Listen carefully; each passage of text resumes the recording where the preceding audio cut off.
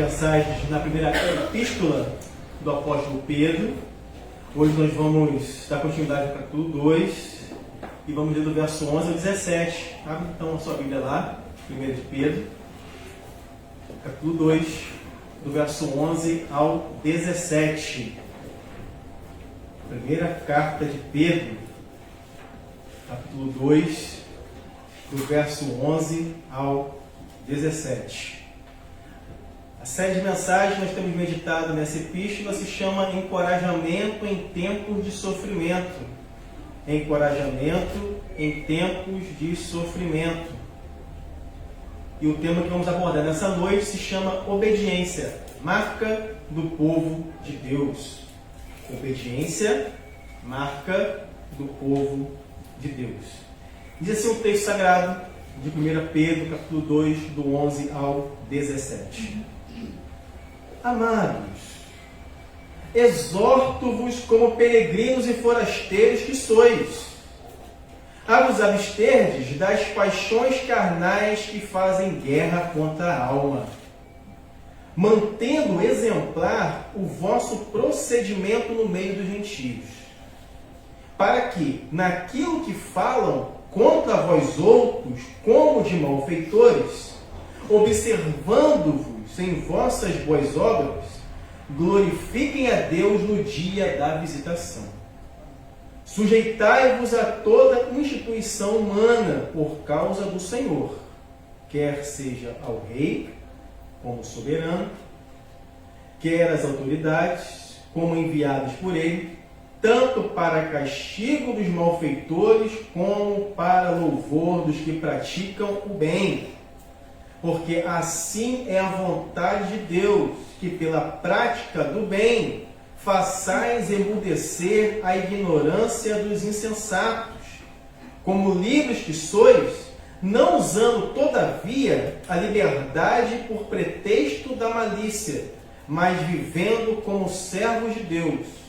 Tratai todos com honra, amai os irmãos, temei a Deus, honrai o Rei. Vamos orar mais uma vez? Deus, está diante de nós a leitura da Tua Palavra. Sem ela nós ficamos sem direção, sem alimento, completamente desorientados. Pedimos então, Senhor, que a palavra que lida e que será exposta venha aos nossos corações, penetrando profundamente, discernindo pensamentos e nos alimentando espiritualmente. E que as verdades pregadas aqui pela Tua Palavra possam nos fortalecer no Teu santo e reto caminho. É a oração que eu faço e agradeço em nome de Jesus. Amém. Amém. Obediência, marca do povo de Deus, baseado no texto de 1 Pedro 2, do 11 ao 17. A parte central dessa epístola de 1 Pedro, aqui, que nós vamos expor a partir de hoje, do verso 11 do capítulo 2, ela vai ter o seu fim, essa perícope, né, que a gente chama, no capítulo 3, verso 12. Ou seja, esse bloco maior dessa carta, ela vai ser, Pedro vai tratar de alguns temas importantes, nós vamos tratar deles separadamente, cada domingo, para entendermos o que o apóstolo Pedro quer nos ensinar a partir de agora em diante. Por quê?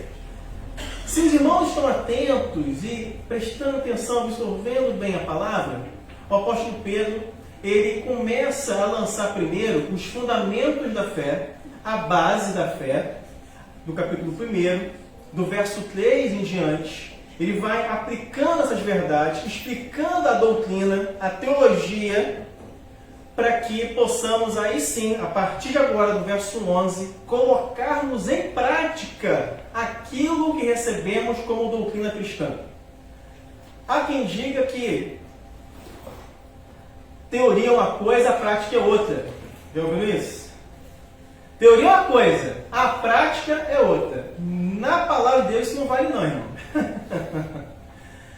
A teoria, que é a doutrina, a teologia, o ensino, é tão importante quanto a prática. Ou melhor dizendo, sem a base ou sem a teoria, sem a doutrina, correta, a nossa prática de vida cristã vai estar equivocada. Então, as duas coisas precisam andar de maneira alinhada, correta. E é exatamente o que o apóstolo Pedro, a partir de agora, do capítulo 2, no verso 11 até o capítulo 3, versículo 12, ele vai tratar de assuntos importantíssimos sobre a ética cristã.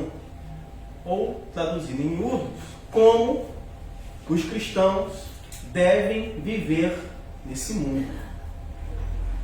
Como eu e você, como cristãos que somos e que estamos acompanhando, devemos viver num mundo sem os valores, muitas vezes, do reino. Um mundo marcado pelos efeitos terríveis do pecado. E é exatamente a partir de agora em diante que o apóstolo Pedro vai tratar isso conosco. Avançando aqui.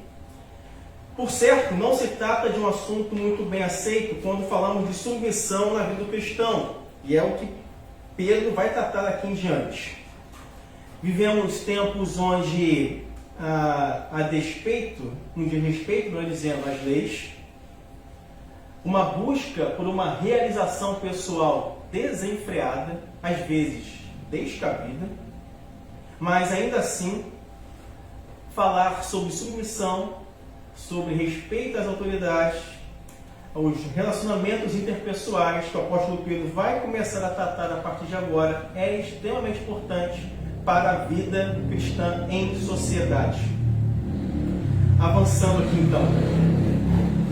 Do verso 11 ao verso 17, aqui lido, o apóstolo Pedro vai falar da obediência do cristão como um cidadão do reino.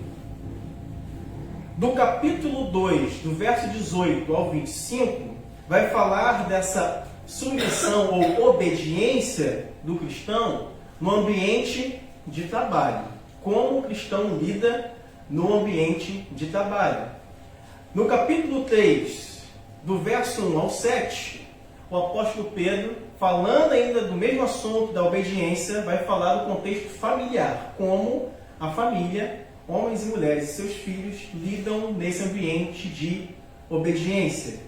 E do capítulo 3, do verso 8 ao 12, que é esse longo período aqui, que começa aqui do verso 11, capítulo 2, e só vai terminar no capítulo 3, verso 12, o apóstolo Pedro trata de um único assunto. Qual, pastor? Obediência. A quem? Como cidadãos, vivendo em sociedade, como trabalhador no ambiente de trabalho, na família como marido e mulher e na igreja como membros do corpo de Cristo. É uma sequência que nós vamos trabalhar com a graça do nosso bom Deus nos próximos domingos, uma por uma. Avançando aqui. No capítulo 1, do verso 3 até o capítulo 2, verso 10, o apóstolo Pedro nos dá a base doutrinária, a base teológica, e nos exorta a duas coisas aqui, basicamente. O que nos exorta nesse bloco aqui, do capítulo 1, do verso 3 ao capítulo 2, verso 10? A vida em santidade e em nós confiarmos em Deus. São as duas coisas que vão sobressair nesse bloco aqui. Vida em santidade e confiança em Deus. Depois dele lançar esses fundamentos, ele agora, olha, já ensinei para vocês a base doutrinária, a teoria, que é importante, agora vamos para a prática. E ele começa sobre como devemos viver em sociedade. O apóstolo começa dizendo que nós somos peregrinos e forasteiros aqui no verso 11. Mas antes, ele usa uma expressão aqui muito pertinente para nós. De forma carinhosa. Amados,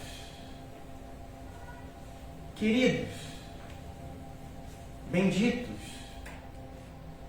E depois ele vem com uma súplica. Exorto-vos. Essa expressão exorto-vos tem a ver com súplica. Tipo assim, pelo amor de Deus, preste atenção no que eu vou dizer agora. Ouçam atentamente o que eu vou passar para vocês agora. O apóstolo Pedro quer a atenção dos cristãos, seus primeiros leitores, e Deus quer a nossa atenção agora, porque o que ele vai dizer é extremamente importante. Por quê? É como eu e você agora devemos viver como cristãos nesse mundo. Já ouvimos a palavra, recebemos a base, recebemos a teoria. Vamos colocar em prática agora, gente? É isso que o apóstolo Pedro quer, de maneira didática, nos ensinar aqui. Avançando. Ele inicia dizendo que nós somos peregrinos e forasteiros. Significa que nós não pertencemos a esse mundo, a nossa pátria é celestial. Ela não está aqui. E ele exorta esses cristãos que foram resgatados, regenerados, lavados, comprados pelo sangue precioso de Jesus Cristo, a viverem de maneira digna da qual eles foram comprados. Algo muito semelhante que o apóstolo Paulo vai descrever na carta aos Filipenses, já no capítulo 1 também, coincidentemente, a partir do verso 26 a 31. Em um outro contexto, mas extremamente pertinente, dizendo de que nós somos chamados a viver de maneira digna do Evangelho.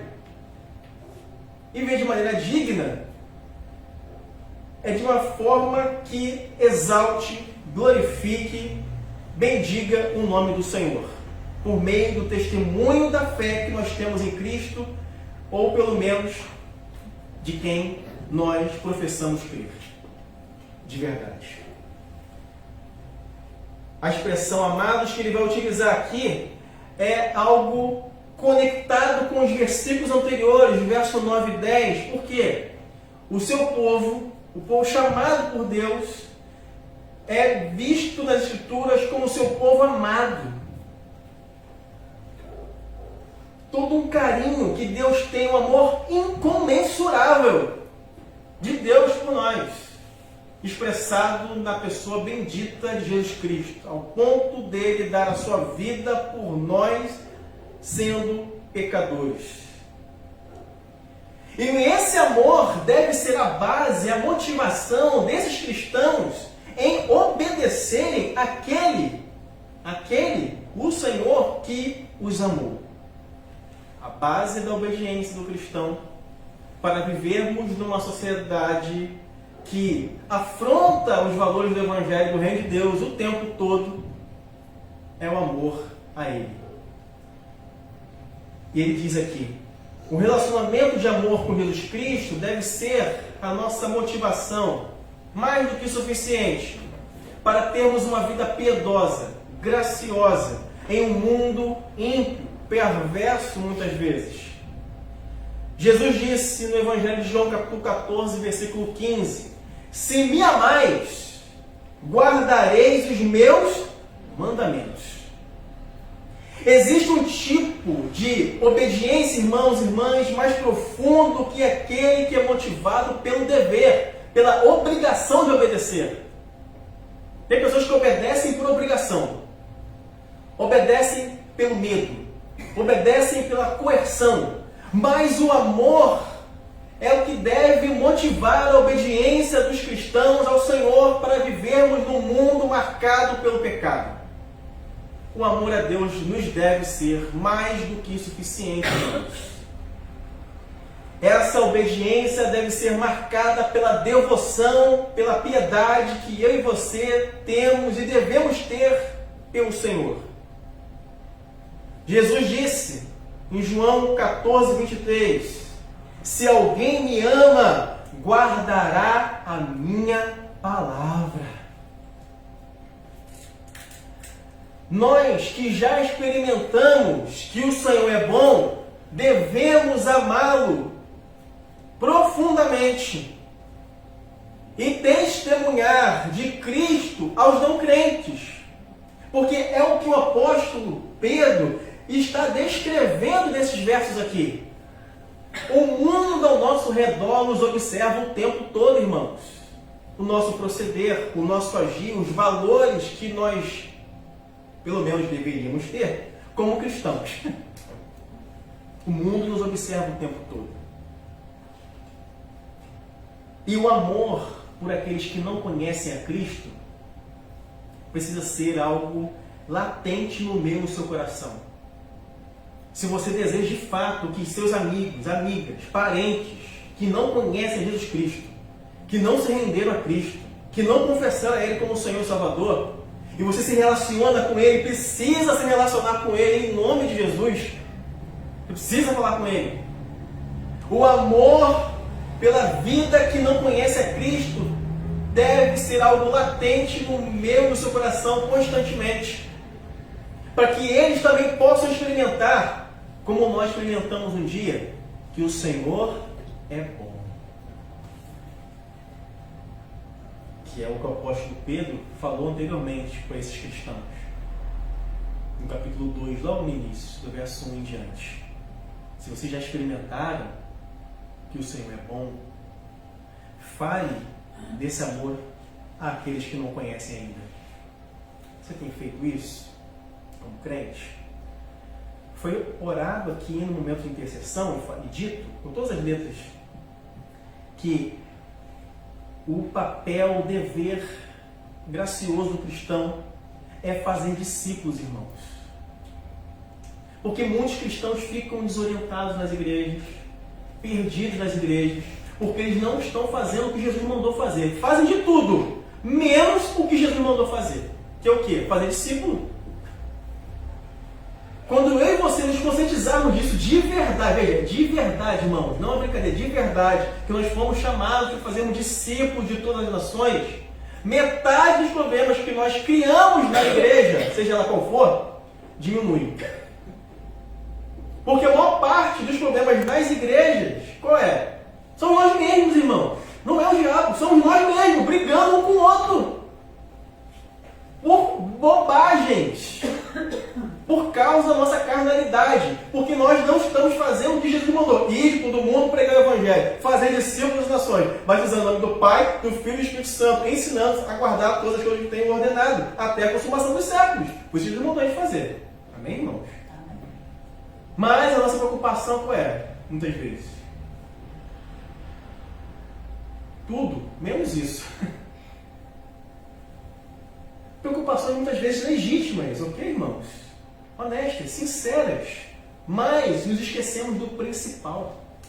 E por isso, não conseguimos muitas vezes avançarmos como igreja, como corpo de Cristo na terra, porque estamos preocupados com nós mesmos, com as nossas questões, com os nossos problemas, com os nossos dilemas. Volto a dizer, muitas vezes, sinceros, honestos, pertinentes, mas perdemos a dimensão do eterno e ficamos focados naquilo que é transitório, naquilo que é momentâneo, e perdemos a noção do Deus que nós servimos. Exorto-vos, diz Pedro, suplico, eu vos imploro. Pedro dirige aos leitores como peregrinos estrangeiros, empregando duas palavras que enfatizam a condição do cristão como residente temporário em um mundo que não é mais a sua residência, forasteiro e peregrinos. Duas palavras que o apóstolo Pedro não inventou na cabeça dele. Conceitos do Antigo Testamento. Tenho falado aqui a quantidade de metáforas que o apóstolo Pedro utiliza na sua epístola. É uma maneira rica, belíssima. Belíssima isso aqui. Pois a nossa verdadeira pátria, como eu disse, está no céu. Na parte B do verso 11 diz: a vos absterdes das paixões carnais que fazem guerra contra a alma. No texto, Pedro destaca a necessidade de nos abstermos dessas paixões. E que paixões são essas? Está com o seu aberto aí? Fecha não, irmão. 1 Pedro 4,3. 1 Pedro 4,3, ele explica que paixões são essas que eu e você devemos nos abster. 1 Pedro 4, versículo 3. Porque basta o tempo decorrido para ter executado a vontade dos gentios, tendo andado em dissoluções, concupiscências, ou seja, desejo desenfreado, borracheiras, ou seja, bebedice, é isso aqui, tá? Orgias, indetestáveis idolatrias. O que eu e você devemos, borrachices, 1 Pedro 4,10, são coisas que nós devemos abrir mão, nos abster disso. Por quê? Confunde a nossa identidade. São os desejos carnais desenfreados. É o estilo de vida dos pagãos, dos gentios, daqueles que não conhecem a Deus. São essas paixões carnais que o apóstolo Pedro diz que eu e você devemos nos abster, aqui no capítulo 2. E quando falamos de pecados da carne, geralmente nós nos referimos ao pecado da área sexual. É ou não é? É o que mais fica latente para a gente. Entretanto, no Novo Testamento, essa mesma expressão ela tem uma abrangência muito maior. Lá em Gálatas, capítulo 5, abre lá, Gálatas, capítulo 5. Volta um pouquinho a sua Bíblia, por favor.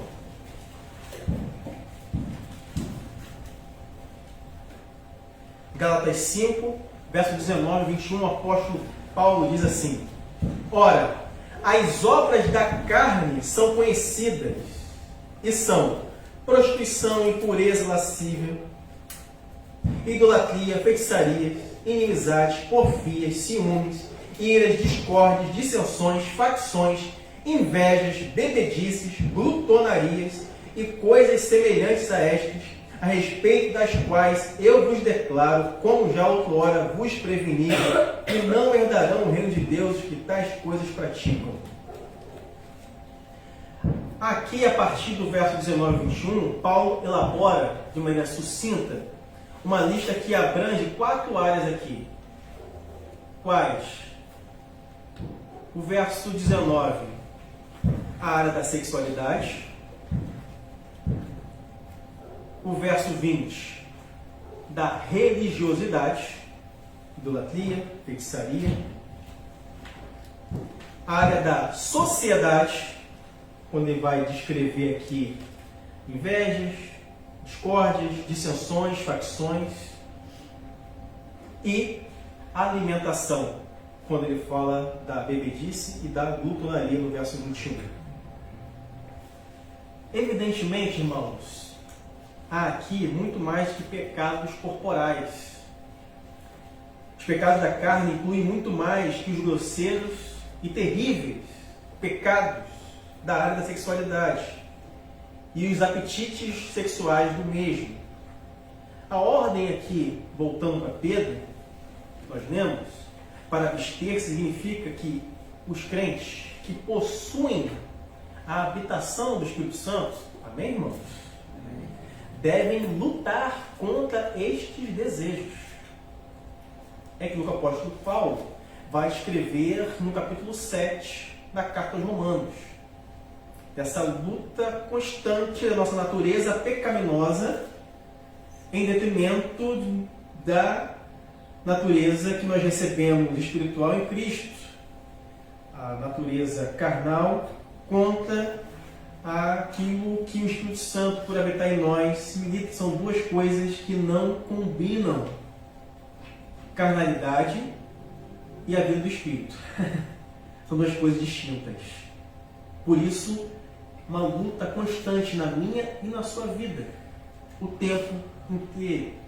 Precisamos então lutar contra esses desejos da carne, mesmo em uma cultura pós-moderna ou hipermoderna, ou de modernidade líquida, não importa o termo que você queira utilizar aí, o conceito. Mas a cultura, para usar um termo mais comum, pós-moderna, ela está chafurdada na sensualidade, irmãos. Está mergulhada na imoralidade. Ela está banhada no relativismo moral. Não há valores absolutos. Não há verdade. Há verdades, no plural. Cada um tem a sua verdade. Cada um tem o seu ponto de vista. E olha só que coisa mais contraditória e louca no mundo pós-moderno que vivemos muitas vezes. todas essas verdades, mesmo sendo contraditórias umas com as outras, devem e precisam conviver. Porque cada um tem a sua, mesmo que ela seja contraditória com a outra. Há uma ideia de coexistência nesse relativismo moral que é terrível, onde nós somos desafiados a anunciar a mensagem do Evangelho que é una, que é perfeita, que é a verdade de Deus ao mundo caído pelo pecado. E que, obviamente, esse mundo plural, e não há nenhum problema nisso, porque o mundo sempre foi plural, o ponto aqui é esse relativismo cada vez mais exacerbado, onde não tem limites, onde não há regras, onde todo mundo pode fazer o que bem entender. Meu corpo, minhas regras, não é isso? Cada um faz o que quer, irmãos. Esse é o mundo pós-moderno que nós vivemos. E o apóstolo Pedro aqui, no contexto do Império Romano, onde há muito relativismo, eu estou aqui pegando a palavra moderna e aplicando no mundo antigo, porque não existia essa expressão relativismo no mundo antigo, tá bom, gente? O ponto aqui é mostrar pra gente como que a sociedade, o mundo, já no apóstolo Pedro, Império Romano, já eram desafiados aqueles pelos cristãos a se absterem daquilo que era imoral, daquilo que era contrário à palavra de Deus e a viverem de maneira digna da maneira, ou melhor, da forma por eles terem sido resgatados do mundo das trevas, do mundo pagão, do mundo sem Deus, marcado pelo pecado, e agora foram regenerados, foram comprados pelo sangue precioso de Jesus Cristo, mais precioso que qualquer pedra preciosa, conforme o apóstolo Pedro escreve no capítulo 2 e capítulo 1. Precisamos então ter valores, princípios eternos, imutáveis, que é um dos atributos de Deus. Deus não muda, irmão. As sociedades mudam, mas Deus não muda. A sua palavra permanece para sempre. E o apóstolo Pedro dando orientações importantíssimas para aqueles cristãos e para nós no dia de hoje. No mundo distante de Deus, que ridiculariza cada vez mais as Escrituras, que faz guerra contra o seu Criador, que se rebela contra Deus, das mais variadas frentes, de diversas formas, e expressa isso com toda a sua força e energia. Investe em tempo com isso, achando que fazendo tal coisa estão brigando contra Deus. Na verdade, estão brigando contra elas mesmas. Nessa confusão que elas vivem. Essa luta contra os desejos carnais, irmãos, enquanto aqui estivermos, é vitalícia. Quando eu e você cedemos, nós somos levados à destruição. E é isso que o apóstolo Pedro não quer que aconteça com aquele, não queria que acontecesse com aqueles cristãos, e é o que Deus não quer que aconteça comigo e contigo. Que nós sejamos levados, conduzidos por uma mentalidade, como eu falei na mensagem da manhã, uma cultura cananeia. A cultura pagã. Cada vez mais que a nossa sociedade vai se descristianizando, ela vai se tornando cada vez mais pagã, irmãos. Quanto mais ela vai se distanciando de Deus, mais imoral ela vai ficando, mais permissiva ela vai se tornando, mais ela vai relativizando as coisas e se autodestruindo. As pessoas hoje celebram a morte de bebês, irmãos. Celebram a morte. Vivemos uma cultura da morte. nas pessoas. Bandido bom é bandido morto. Crente jamais falaria um negócio desse, irmãos. A preocupação dele é que aquele que é um criminoso fosse resgatado pelo sangue de Jesus Cristo. Queria lá pregar para a prostituta, para o bandido. Hoje, mata ele. O que está acontecendo conosco, irmãos? Como igreja, como cristãos? Terrível. Terrível. O apóstolo Pedro continua, lá no capítulo 2, que fazem guerra contra a alma, no verso 11. É importante observarmos que a batalha contra o pecado é travada internamente, irmãos. É de dentro para fora. Se eu e você pudermos ganhar a guerra contra o pecado aqui, na mente, eu e você vamos ganhar na atitude e no comportamental. Mas o que nós fazemos primeiro? De uma maneira legalista, atacamos o comportamento. Achamos que se mudar o comportamento, atacar fora, vai mudar dentro. Não vai, irmão. Não vai. Se não mudar dentro, e só muda dentro por meio da palavra de Jesus Cristo, não vai mudar fora.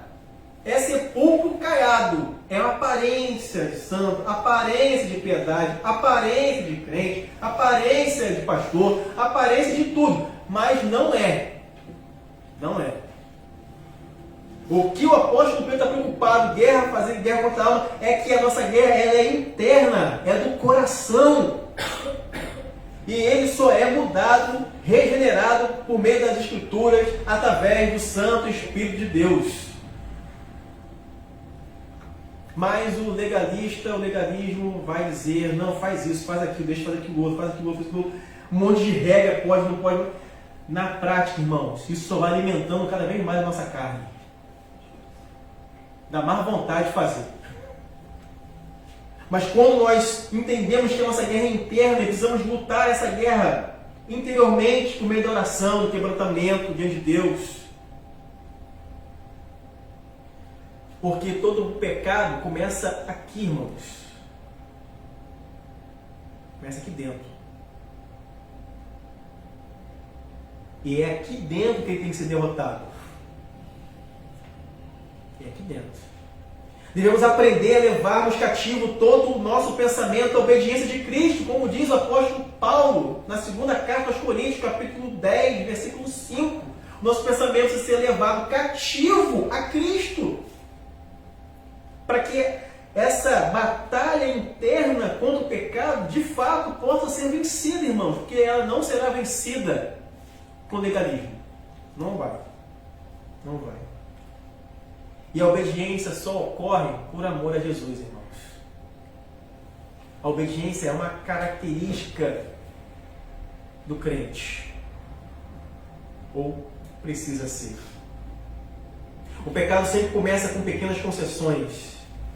O que Pedro está dizendo é que a nossa verdadeira batalha não é contra as pessoas ao nosso redor, mas contra as paixões e desejos intensos que pairam dentro do nosso coração.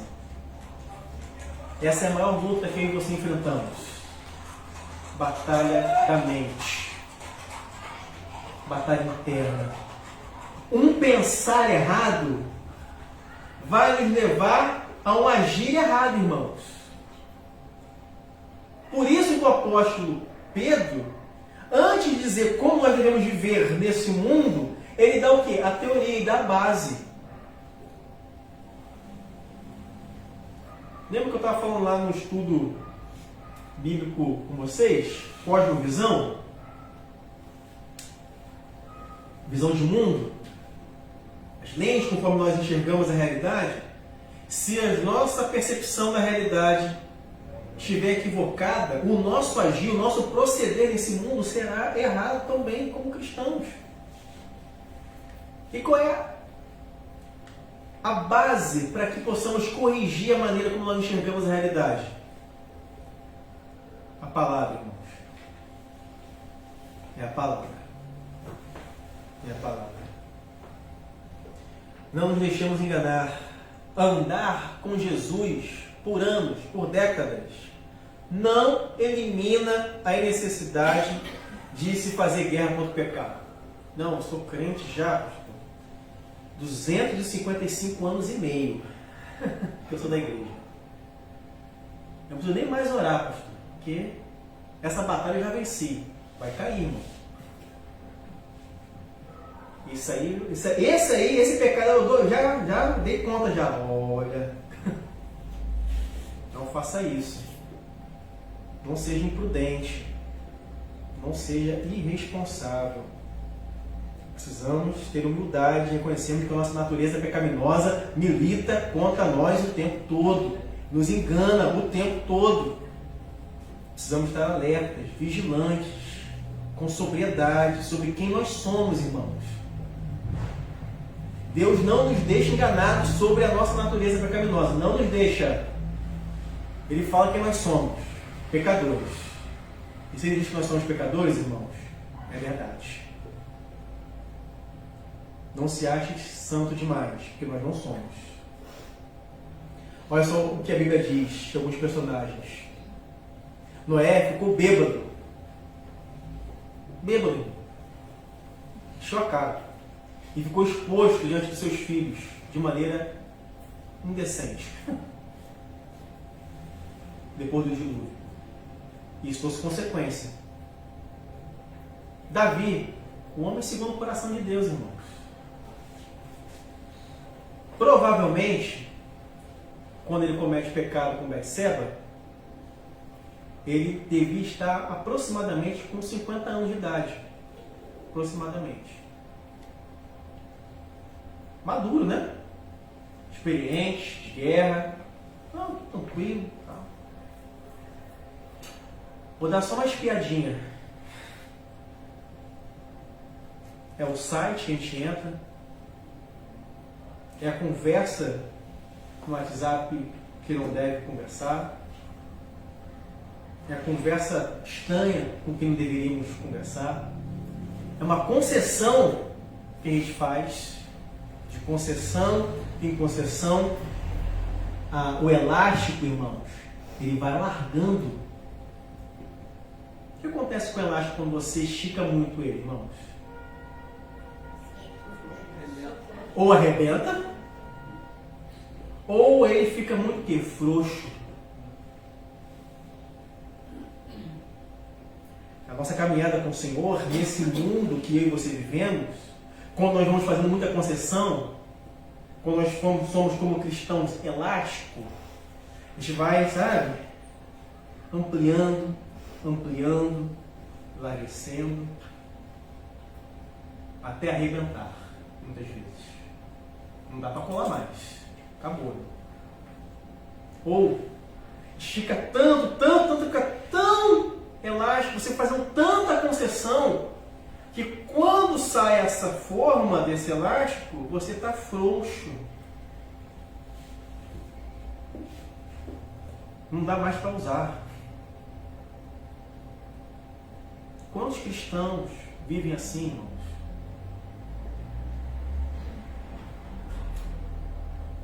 É aquela ditado popular, né? Não tem? Assim, de grão em grão, que a galinha vai enchendo o papo. É de concessão em concessão, abertura e abertura que nós vamos fazendo nesse mundo. Negociações que vamos fazer. Não, isso aqui dá para fazer, não. Aqui eu negocio acolá, abro mão disso aqui. Não, a palavra diz, mas não é bem assim que a Bíblia diz, é mais ou menos. Quando vê, irmãos, como eu falei de manhã, estamos imitando o estilo de vida dos caraneiros. Igualzinho.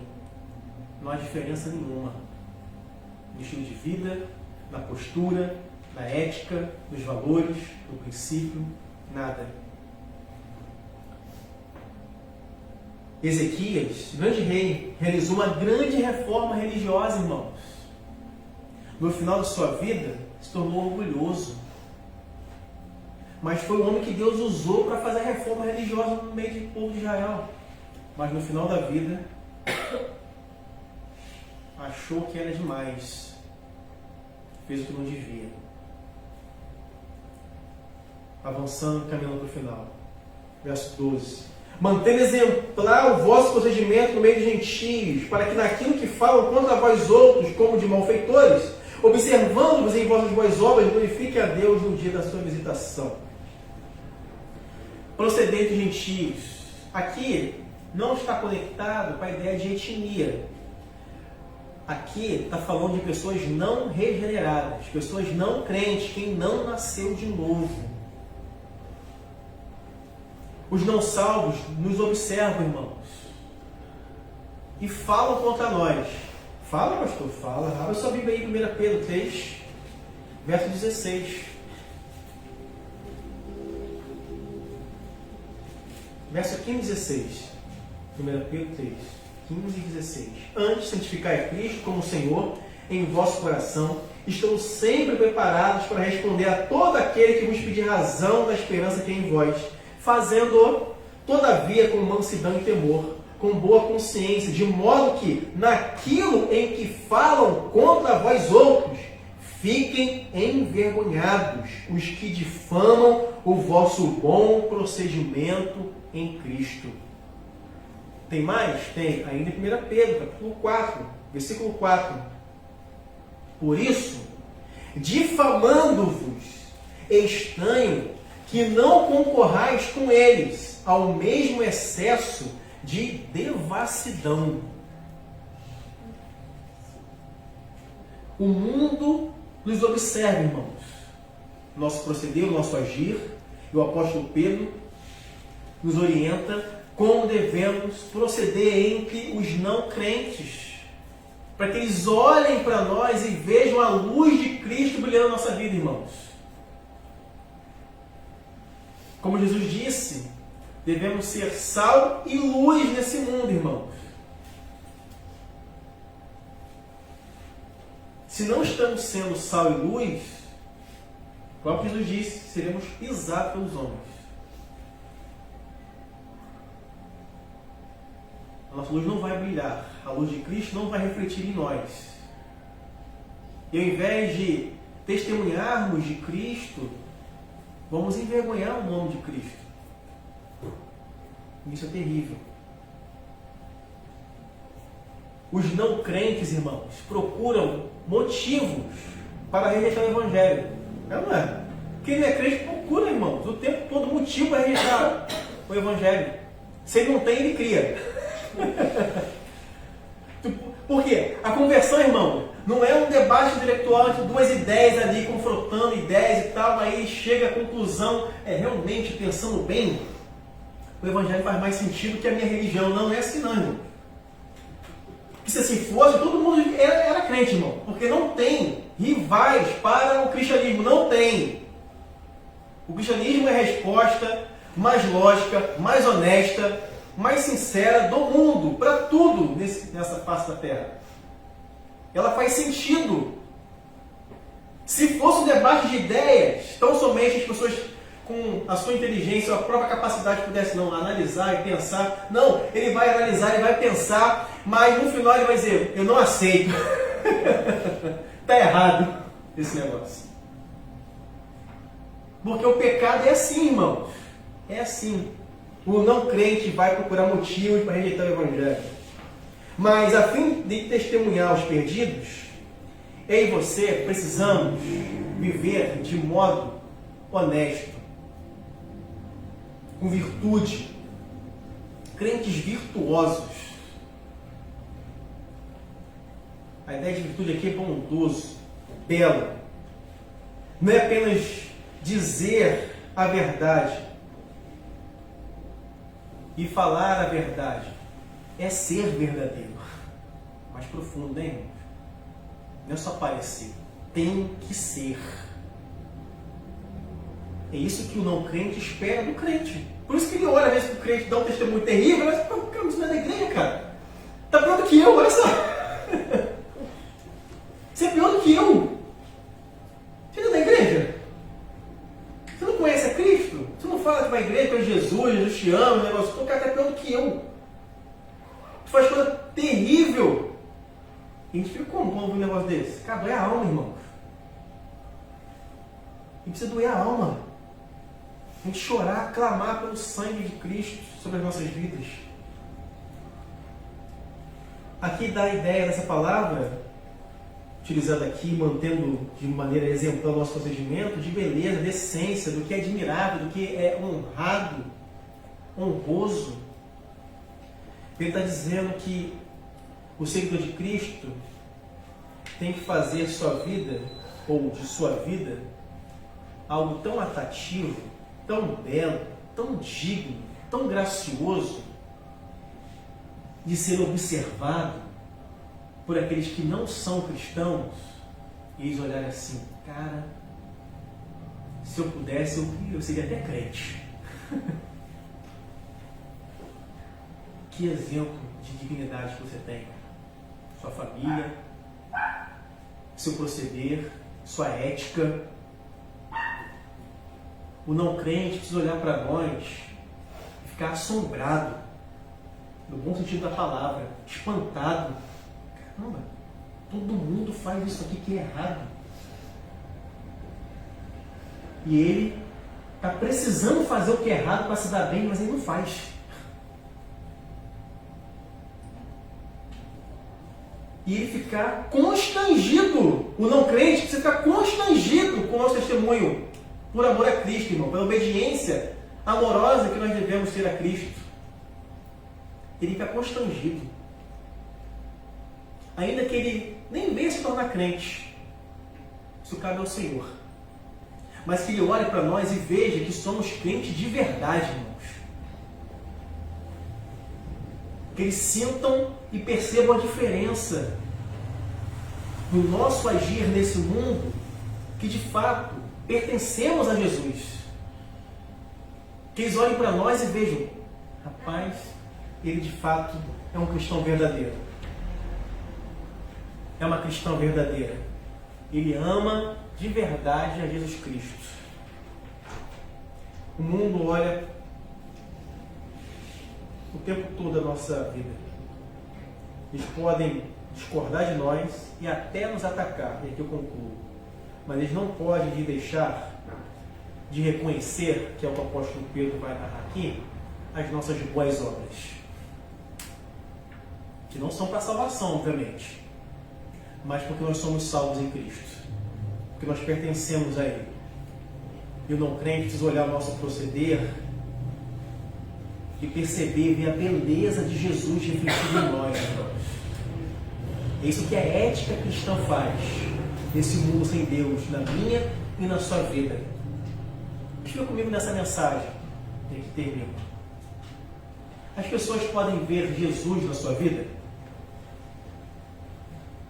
na minha vida.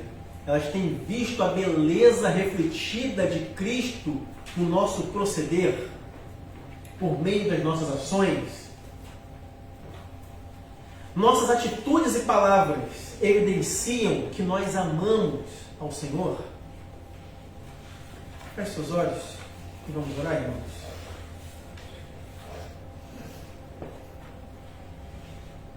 Glória de Deus, Deus tem impedido você de refletir a beleza de Cristo.